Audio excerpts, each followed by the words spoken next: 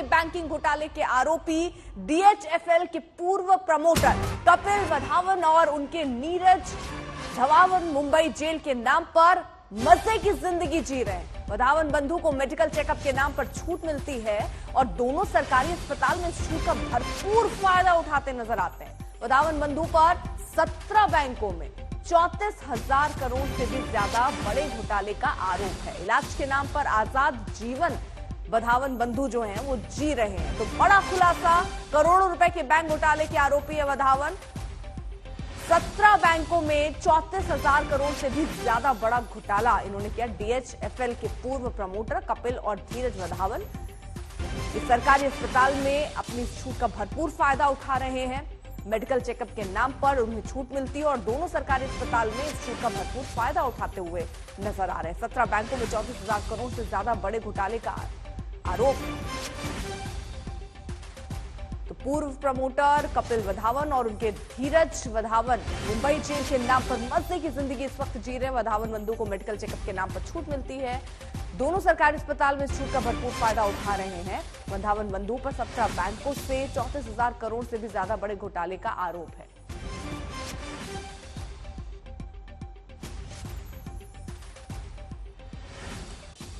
तो घोटाले के आरोपी हैं दोनों ये वधावन बंधु, जिन पर आज तक का ये बड़ा खुलासा आप देख रहे हैं। दीपेश हमारे साथ, हमारे सहयोगी इस वक्त जुड़ चुके हैं। दीपेश, इलाज के नाम पर कैसे जी रहे हैं आजाद जीवन?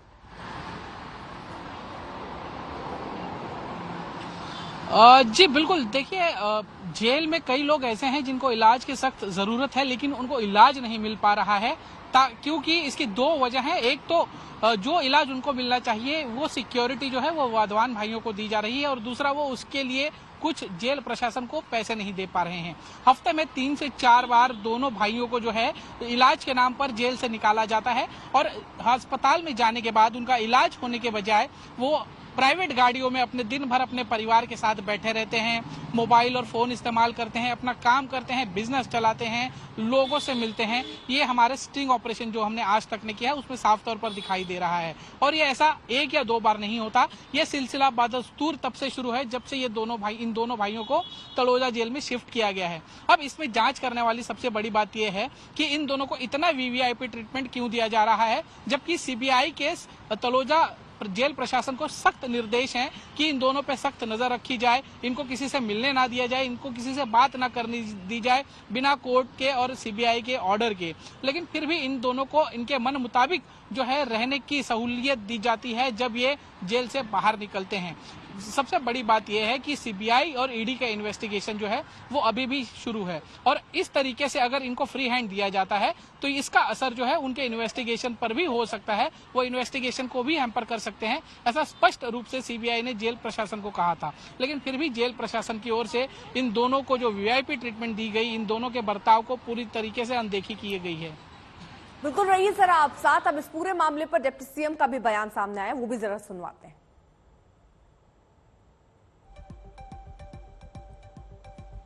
तो देवेंद्र फडणवीस का यह बयान आया कि हम जांच के बाद एक्शन लेंगे, हम देखेंगे कि इसमें कहां चूक रही है, जांच करेंगे और जांच करने के बाद हम इस पर एक्शन लेंगे।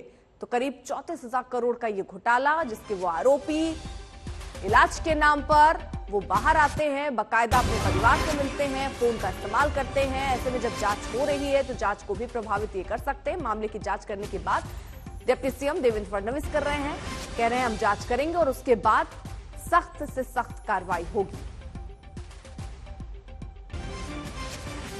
दीपेश, आज तक की खबर का ही असर है कि डिप्टी CM को खुद सामने आना पड़ा और ये कह रहे हैं कि हम जांच करेंगे उसके बाद एक्शन लेंगे। जी बिल्कुल, ये आज तक की ही खबर का इम्पैक्ट है कि प्रशासन जो है, खुद गृह मंत्री देवेंद्र फडणवीस अब इस मामले में कह रहे हैं कि इस पूरे मामले की जांच होगी। क्योंकि इसमें सबसे बड़ी बात यह है कि 2020 में जब पूरे देश में लॉकडाउन था, कोविड के लिए कोविड के दरमियान किसी को बाहर निकलने की इजाजत नहीं थी, उस दरमियान भी वाधवान परिवार को मुंबई से सातारा और महाबलेश्वर जाने की जो है स्पेशल परमिशन दी गई थी। Special request, special letter issue किया गया था और वो लेटर इशू किया था तब के अमिताभ गुप्ता जो उस समय प्रिंसिपल सेक्रेटरी थे। और सबसे बड़ी अचरज की बात यह है कि अभी भी जो महाराष्ट्र जेल प्रशासन के एडीजी हैं वो भी अमिताभ गुप्ता ही हैं, यानी कहीं ना कहीं दोनों का लिंक फिर से एक बार सामने निकल कर आ रहा है। जी, क्या मेडिकल ग्राउंड इनके बताए गए जिसके लिए इलाज की जरूरत पड़ रही है दीपेश? जी बिल्कुल, जिनके आधार पर इन दोनों भाइयों को जेल से निकाला जाता है और इलाज के लिए केम या जेजे जो सरकारी अस्पताल है मुंबई के, वहां पर इन्हें ले जाया जाता है। तो इन जो डॉक्यूमेंट्स है, इन डॉक्यूमेंट्स में कभी कभी कहा जाता है कि इनको डर्मेटोलॉजिस्ट को दिखाने की जरूरत है, तो कभी कहा जाता है कि इनको किडनी की तकलीफ है, तो कभी कहा जाता है कि इनको और कोई तकलीफ है यानी हार्ट की तकलीफ है, तो ऐसे कभी कहा जाता है कि गैस्ट्रोलॉजी डिपार्टमेंट में दिखाने की जरूरत है।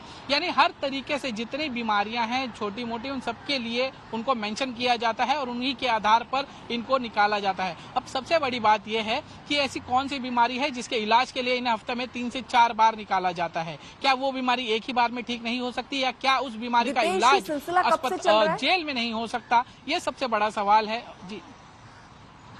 जी बिल्कुल, 25 अप्रैल को दोनों भाइयों को जो है वो तड़ोजा जेल में शिफ्ट किया गया था और आज तक ने फिलहाल 15 दिन का जो स्टिंग किया है उसमें यह बात सामने आई है। लेकिन ऐसी कई तारीखें हैं, इसके पहले भी जो है वाधवान भाइयों को जो है हफ्ते में 2 से 3 बार जो है जेल से बाहर निकाला जाता है। वो सुबह बाहर निकलते हैं और शाम को या रात को वापस जेल के लिए लौटते हैं और पूरा दिन अपनी वीआईपी गाड़ी में, अपने हाई फाई गाड़ी में जो है परिवार के साथ बिताते हैं, लोगों से मिलते हैं, बातें करते हैं। दूसरा एक जो स्टिंग ऑपरेशन हमने किया था जिसमें साफ तौर पर देखा जा सकता है कि धीरज वाधवान जो है जब उनको जेजे अस्पताल ले जाया गया तो किस तरीके से अपने लड़के का हाथ पकड़ के वो जेल परिसर में, अस्पताल परिसर में पूरी तरह फ्रीली घूम रहे थे और आसपास के जो उनके गार्ड करने वाले जो पुलिस थे वो किसी की रोक टोक नहीं थी, कोई उनके आसपास भी उस वक्त नहीं था। ठीक है, आप नजर बनाए रखिए। तो आज तक की खबर का ही ये असर है कि अब डिप्टी सीएम ये बात कह रहे हैं कि जांच होगी और उसके बाद कार्रवाई होगी।